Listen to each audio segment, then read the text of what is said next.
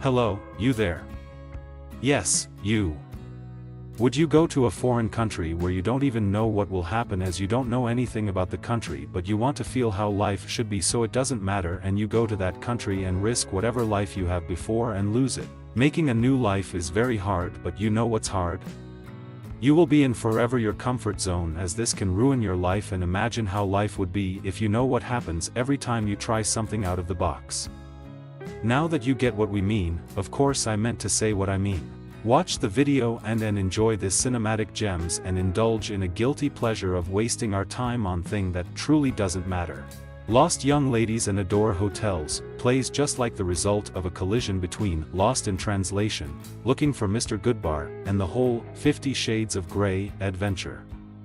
Really, I likely shouldn't say that, since that specific combination of impacts is so strange that it might really bait a few watchers into seeing it on the theory that, in the event that nothing else, the conclusion result would nearly need to be at slightest to some degree curiously. Whereas there are bounty of words that may well be utilized to portray this endeavored combination of reflective dramatization and unusual sex daydream, interesting is one that I am sensibly beyond any doubt will not be sent within the course of this survey. Alexandra Daddario, right? Oh my god, she really is the best actress in this world. Oh wait, she is so perfect. She has the best of everything. Now I got this huge idea that all her movie, we will put it into this channel. You guys just wait and I'll show you her best scenes in every movie. Are you guys okay with that? Okay, let's go back to the movie. Set in Tokyo, the film centers on Margaret, Alexandra Daddario, an irritated youthful lady who spends her days floating through her job teaching English elocution at a Japanese flight specialist preparing school. At night, she boozes it up with some of individual expat sometime recently going out to discover a modern unusual man to require her to Adore Hotel, a prevalent shape of lodging catering to guests who need someplace to go for a quickie in privacy, for anonymous unusual sex sometime recently, starting the cycle over again the following day. One night, she catches the eye of the puzzling and good-looking Kazu, Takahiro Hira, and with his nature with both the foremost popular work of artist Hokusai Katsushika, you'll know it once you see it, and the zip ties he finds in her sack amid there to begin with Adore in visit, it appears as in the event that he is flawlessly on her wavelength. Indeed, the disclosures that he may be a part of the Yakuza which he is around to urge hitched have no impact on her other than a handful of questions, almost the total idea of chopping off a finger as discipline. It cannot final, of course, and when things inevitably alter, it sends her on a descending winding that will probably lead to either self-destruction or self-realization. In either case, a part of sheets will have to be cleaned along the way. Lost Young Ladies and Cherish Hotels was based on a 2006 novel by Catherine Hanrahan, and since I have not studied it, I cannot say in the event that this is often a case of an adjustment doing a net damage to the first source fabric or not, in spite of the fact that it ought to be famous that Hanrahan herself is credited with the screenplay. As a dull mental representation of an unmoored youthful lady casting herself unfastened in a arrive filled with individuals she has no association with and connections. That conclusion, when the room rental terminates, Chief William Olsen's work is incredibly senseless and shallow. It illustrates all of the enthusiastic mindfulness of a lesser section within the Emmanuelle franchise, outside of one exceptionally ungainly scene in which Margaret insinuates to her father, truant, mother, dead, and brother, clear mental issues, we get no understanding as to who she is, what makes her tick, so to talk, or why she takes so totally to Kazu other than the fact that the script requires it.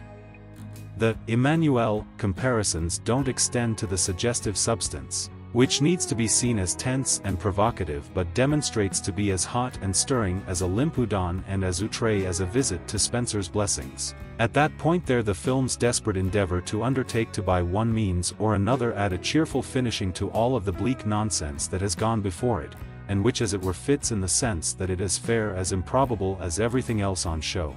Alexandra Daddario has demonstrated to be a striking screen presence in the past, most strikingly on the primary season of True Detective, but is incapable to do anything with the cipher of a character she has been given to work with. She appears nearly as misplaced and unfastened as Margaret, but for totally diverse reasons. In Expansion, she strikes zero flashes with Hira in their scenes together, which is kind of noteworthy considering that the whole story hypothetically pivots on the capable fascination that's implied to exist between them.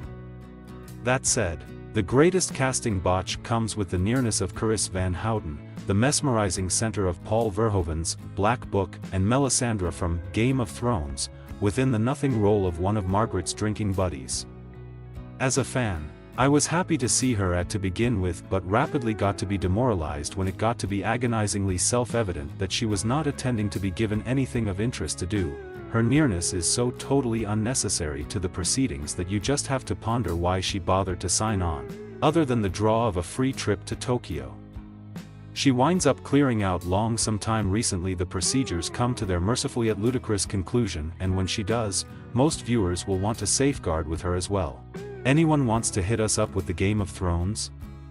We can assure you how it works, and we will show you the best scenes, of course. Like that won't even happen in this channel, as we always gonna serve you the best possible scenes in every bit of the movie, and we can continue to love this like our time. Lost Young Ladies and Adore Hotels is as well dull to work as a mental dramatization, as well senseless to work as an energetic sentiment, and as well tepid to work as a hot blameworthy delight.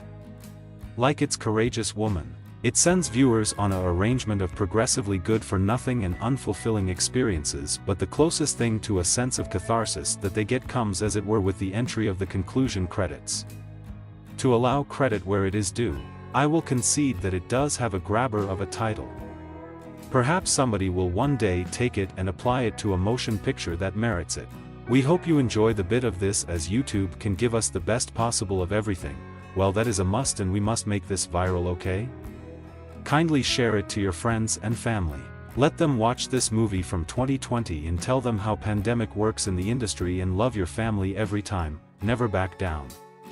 It's not always we're gonna be up and low. Life is all about that.